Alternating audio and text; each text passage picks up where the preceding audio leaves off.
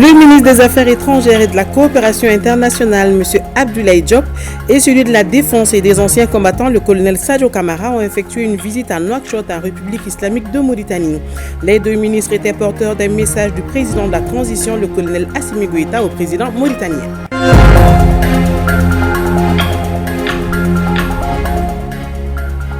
Au ministère de l'administration territoriale, remise de 4 véhicules 4x4 et du matériel informatique à la région de Kidal.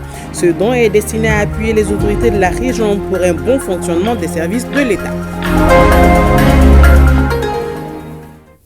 Mesdames et messieurs, bonjour, bienvenue dans ce journal. C'est parti pour les réunions du printemps du groupe de la Banque mondiale et du Fonds monétaire international. Cette rencontre réunit chaque année des banquiers centraux, des institutions financières internationales, des ministres des Finances et du Développement, des cadres du secteur privé ainsi que des représentants d'organisations de la société civile et des milliers d'universitaires autour d'enjeux de portée planétaire.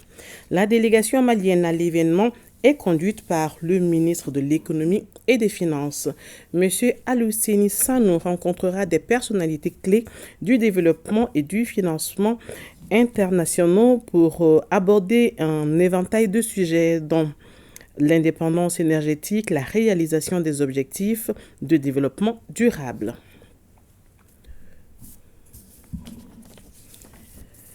Le ministre des Affaires étrangères et de la coopération internationale, Abdoulaye Diop, et celui de la Défense et des anciens combattants, comme je vous le disais tout à l'heure, étaient en visite à Nouakchott, en République islamique de Mauritanie.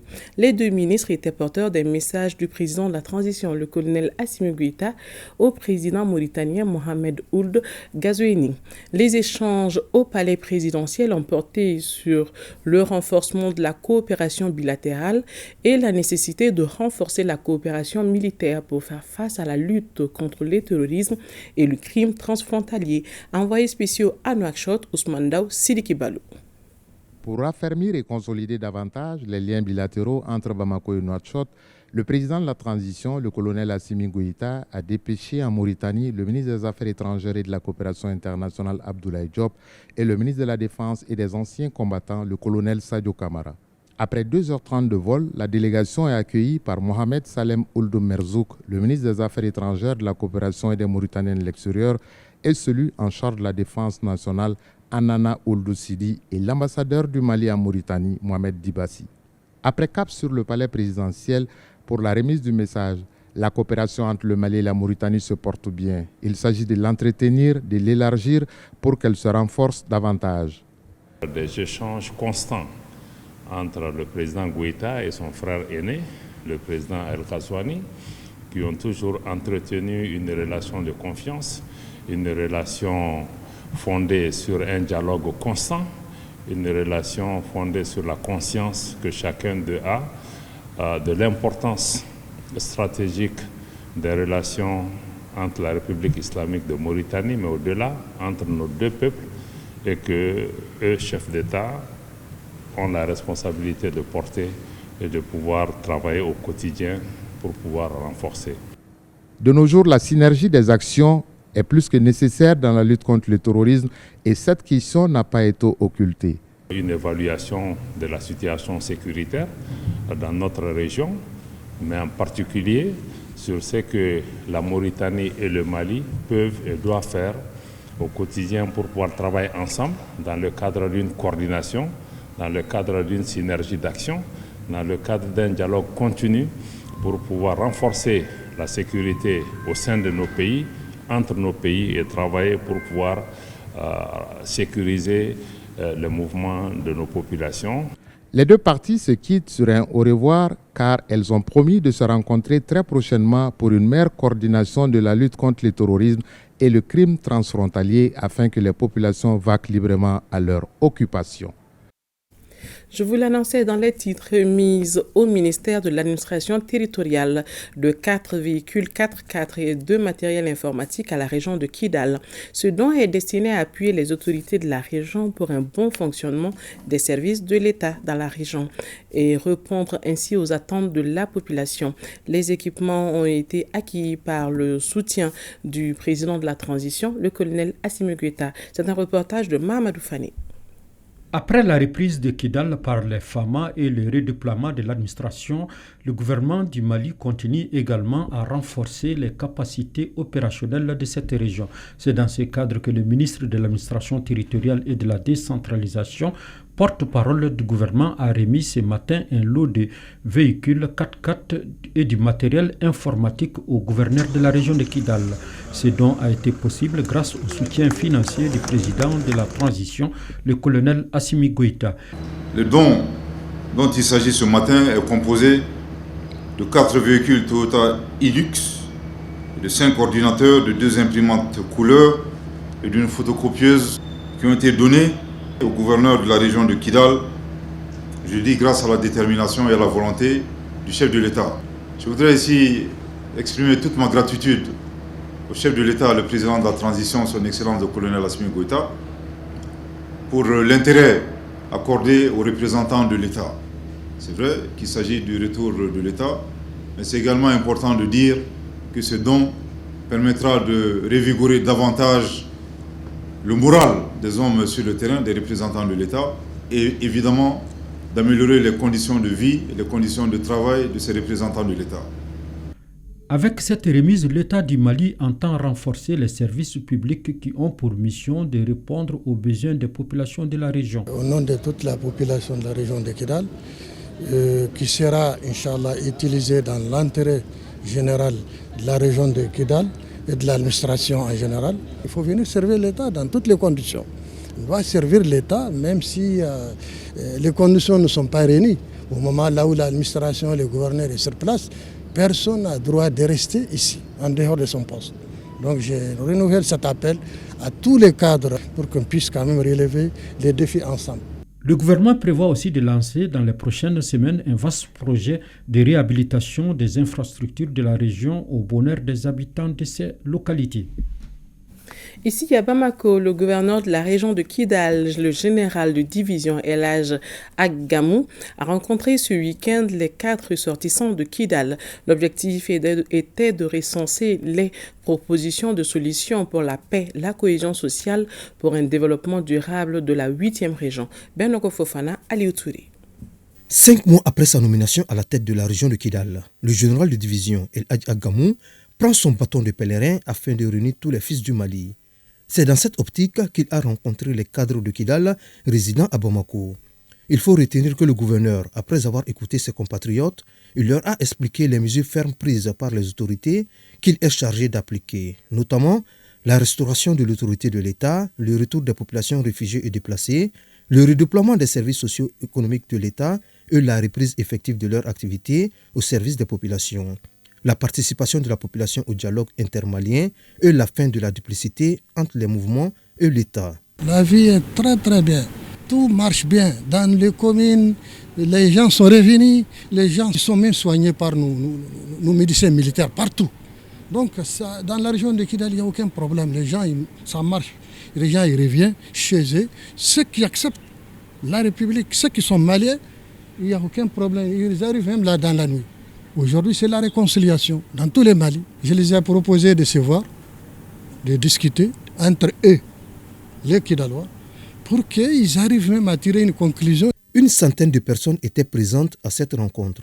Ainsi, de nombreux cadres de la région ont exprimé leur souhait de participer à la reconstruction de Kidal. Il est temps que les gens de Kidal se retrouvent. Il est temps qu'on dise ce qu'on pense de Kidal pour que Kidal retrouve vraiment son entente d'antan. En tout cas, pour tout ce qu'on pourra faire, nous sommes prêts à aller jusqu'à Kidal, soutenir les gouverneurs, soutenir les autorités pour que la paix revienne. Aujourd'hui, on doit participer au dialogue intermalien, que ce soit à Bamako ou à Kidal, il faut qu'on y participe. C'est très très important et c'est lui qui a quelque chose à dire, qu'il le dise au dialogue. Comme ça, les esprits vont s'apaiser, les gens vont se comprendre. Aujourd'hui, faisons la paix. Faisons la paix des cœurs, faisons la paix des esprits. On y va avec le Mali. Un Mali aujourd'hui indivisible et un Mali plein d'espoir. Au terme de cette rencontre, les acteurs se sont donné rendez-vous très prochainement pour une nouvelle session d'échange afin de peaufiner les nouvelles propositions de solutions de sortie des crises définitives de la région de Kidal. Dialogue intermalien, la phase communale a pris fin hier lundi. Le comité de pilotage continue ses rencontres avec toutes les forces vives de la nation. Il a rencontré l'ancien président de la République par intérim, le professeur Dioncounda Traoré. Les discussions plutôt avec l'ancien président ont porté sur la reconstruction du pays. Le professeur Dioncounda Traoré dit rester disponible et mobilisé à soutenir l'initiative du dialogue qui ne vise que la paix. Alizou Maktina pour le point de la visite. Avec comme mission d'organiser et de créer les conditions permettant au peuple malien de se retrouver et de se parler de façon directe pour trouver des solutions aux différents problèmes, le comité de pilotage du dialogue intermalien, dans le cadre de sa démarche inclusive et participative, poursuit sa série de visites. Le président du comité, Ousmane Issoufou Maïga, et sa délégation sont reçus par le professeur Dioncounda Traoré, l'ancien président par intérim. Au centre des échanges, le processus du dialogue intermalien en cours. Je pense que cette rencontre, j'en ai été particulièrement heureux parce que partout où on parle de paix,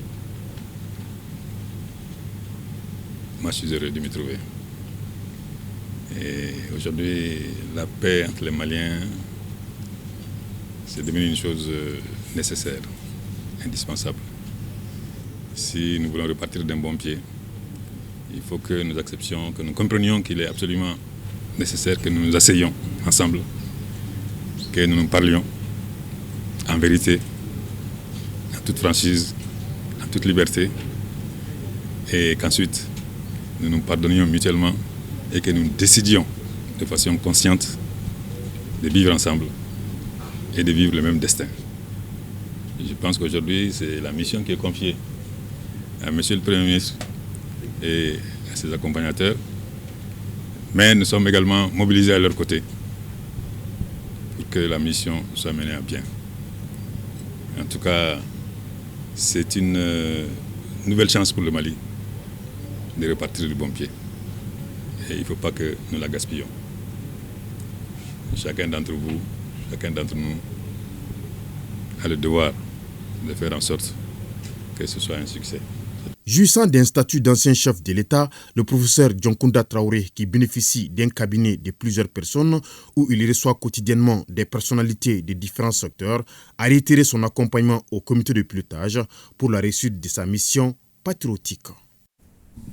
Je vous le disais à l'instant, le dialogue intermalien pour la paix et la réconciliation a pris fin hier. Cette phase communale a été sanctionnée par des propositions et des recommandations après des discussions franches et fraternelles en communes 1, 2 et 3 de Bamako. Boubacar Bablin Touré pour plus de précisions. Après 3 jours de dialogue franc entre les citoyens dans les communes 1, 2 et 3 du district de Bamako, la satisfaction d'avoir pu se parler sans tabou se lisait sur le visage des uns et des autres. En commune 1, après un débat à bâton rompu autour des 5 thématiques, les participants sont parvenus à des propositions pertinentes. Les problèmes qui nous affectent ici dans la commune ont été vraiment décortiqués. Et certains étaient vraiment émotionnés, il y a eu des petites querelles, des cuquecoques, mais dans l'ensemble, nous avons été bien coordonnés par le présidium. Donc c'est fait vraiment sciemment pour aller de l'avant et pour sortir vraiment de cette crise qui nous affecte depuis plusieurs années. Les participants ne sont nullement retenus de faire des propositions. Ils ont parlé à bâton rompu, dans le plus grand respect. Et c'est ce qui est à noter. En cas de litige, à chaque fois, et les participants revenaient à la raison. En commune 2 du district de Bamako, c'est un débat franc et houleux qui a caractérisé la 3e journée du dialogue intermalien. Les périmètres irrigués là,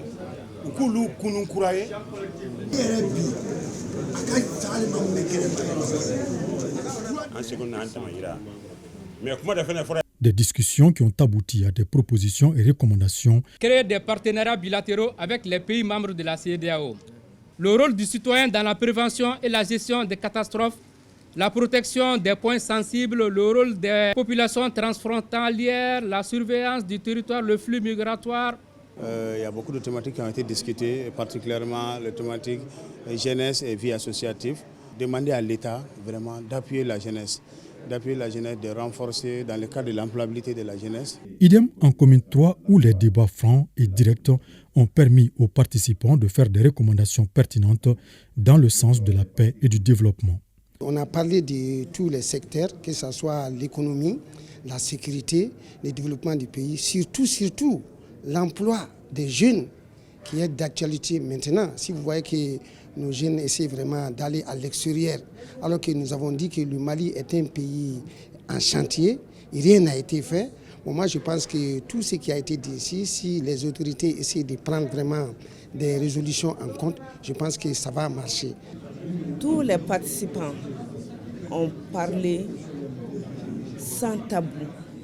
Ils ont parlé des difficultés de la commune qui sont d'ordre foncier, qui sont d'ordre de la perte des valeurs sociétales au sein de la jeunesse, surtout le banditisme, la drogue et également l'incivisme de la population. Ils ont souhaité que la transition qui est là puisse continuer le travail. De la commune 1 à la commune 3, en passant par la commune 2, la phase communale du dialogue intermalien a comblé les attentes, convictions des participants dans ces différentes localités. Toujours la fin de la phase communale du dialogue intermalien sur toute l'étendue du territoire national, à l'issue desquelles les participants ont formulé des recommandations. Ces recommandations sont relatives au renforcement de la lutte contre la corruption, l'amélioration de la gouvernance et la restauration définitive de la sécurité, gage de paix durable. Reportage Youssouf Diakité, Abdoulaye Samake. Au troisième jour des travaux du dialogue intermalien phase communale, jour qui coïncide avec la clôture de cette phase, les différents groupes de travaux ont formulé des recommandations. Ces recommandations sont généralement relatives à l'amélioration de la gouvernance du pays dans sa globalité. Nous pouvons retenir entre autres le retour de l'administration partout au Mali. Et comme deuxième point également, on demande aussi le renouvellement et le dialogue entre la classe politique et les autorités. Et ensuite, nous demandons également l'accélération de la confection des cartes biométriques pour tous les Maliens avant les élections à venir. Ils ont demandé la prolongation de la transition et de laisser vraiment la transition travailler jusqu'aux élections prochaines. Les propositions c'est des propositions qui sont vraiment qui vont de 1 an à 3 ans, quoi. Voire, on pense vraiment les gens se sont focalisés surtout sur un an, pour qu'on puisse préparer, comment dirais-je, les élections. De la commune 4 à la commune 6, en passant par la commune 5, les propositions ou les pistes de recommandations formulées sont similaires. Nous avons demandé l'application correcte et stricte des textes. Au Mali, on a des beaux textes et qui doivent être, si on les respecte correctement, il ne doit pas avoir de problème. Et parmi ces textes, nous avons parlé notamment de la question de la corruption. Et il faudrait que après les structures de contrôle, que la justice fait son travail, que les décisions de la justice soient appliquées et qu'on arrête l'impunité dans ce pays. Et par rapport aux partis politiques, par rapport à la société civile et par rapport aux associations, ces trois acteurs au niveau de l'État, que chacun joue son rôle. Il y a trop de partis politiques au Mali et qui ne jouent pas pleinement leur rôle. Les autorités ont posé un jalon. Donc, c'est comme si un arbre a été planté, un arbre de réconciliation, de paix. Des propositions et des recommandations ont été faites. Il faut que l'arbre puisse germer pour que nous puissions manger les fruits de cet arbre. Cela ne peut pas se faire que tout ce qu'on a dit ici ne soit respecté et fait. Ça, c'est une des recommandations. Une des grandes recommandations aussi, c'est que nous avions fait des propositions concrètes de sortie de crise. Seule la cohésion, l'union fait la force d'une population pour aller vers le développement. Ça aussi, c'est une grande recommandation que nous formulons au niveau de la commune 4 ici, que toute la population malienne accepte qu'on puisse donner le temps à ces autorités, à peu près 2 ans, pour pouvoir mettre en œuvre toutes les recommandations et propositions qui vont nous mener vers la paix, vers la sécurité et vers le développement. Paix, réconciliation, cohésion nationale, questions politiques et institutionnelles, économie et développement durable, aspects sécuritaires et défense du territoire, géopolitique, environnement et international. Voici pour mémoire les principales thématiques mises à discussion pendant les 3 jours en attendant les phases régionales qui commencent à partir du 20 avril 2024. 190 enseignants du niveau secondaire général en formation de 5 jours à Ségou. Ces enseignants venus des académies de Ségou, Koutiala et San se familiarisent avec le guide de formation sur la prévention de l'extrémisme violent, la promotion de l'état de droit et le concept lié au genre. La formation est une initiative du ministère de l'Éducation nationale à travers la Direction nationale de la pédagogie en partenariat avec l'UNESCO. Un reportage de Hamidou Diallo et Bassi Traoré. Prévenir l'extrémisme violent en milieu scolaire, c'est le centre d'intérêt de cette formation de 190 enseignants du niveau secondaire général venus des académies de Ségou, Koutiala et San. Une formation initiée par le ministère de l'Éducation nationale à travers la Direction nationale de la pédagogie sur financement de l'UNESCO. Cette formation était vraiment attendue. C'est compte tenu du contexte que les pays du Sahel en général vivent et que notre pays, le Mali, vit. Aujourd'hui, beaucoup d'apprenants qui ne vont pas à l'école et suite aux problèmes liés à l'insécurité. Donc, raison pour laquelle le département d'éducation, à travers les partenaires UNESCO, dans le cadre du projet KPD, a élaboré un outil qu'on appelle le guide, en tout cas de formation du professionnel de l'enseignement secondaire, pour prévenir efficacement contre les violences, toute forme de violence. Les efforts déployés par l'UNESCO dans ce domaine contribuent à la réalisation de l'objectif de développement durable portant sur l'acquisition d'ici 2030 par les élèves des connaissances et compétences nécessaires pour promouvoir le développement durable. Durant 5 jours, ces enseignants évoluant dans les zones affectées par la crise renforcent leurs capacités en matière de promotion de l'état de droit et des concepts liés au genre. Je ne doute point que vous accorderez la plus grande attention à ces séances dont la qualité dépendra de votre engagement, de votre sens de l'écoute, de votre participation active et de votre expertise en tant que professionnel de l'éducation et de la formation. Au dire des initiateurs, la dite formation DGM du genre va concerner d'autres localités du Mali, cela en vue de promouvoir la culture de la paix et de vivre ensemble en milieu scolaire. C'est à la fin de ce journal que j'ai eu l'honneur de vous présenter. Je vous donne rendez-vous demain à la même heure. Plaise à Dieu.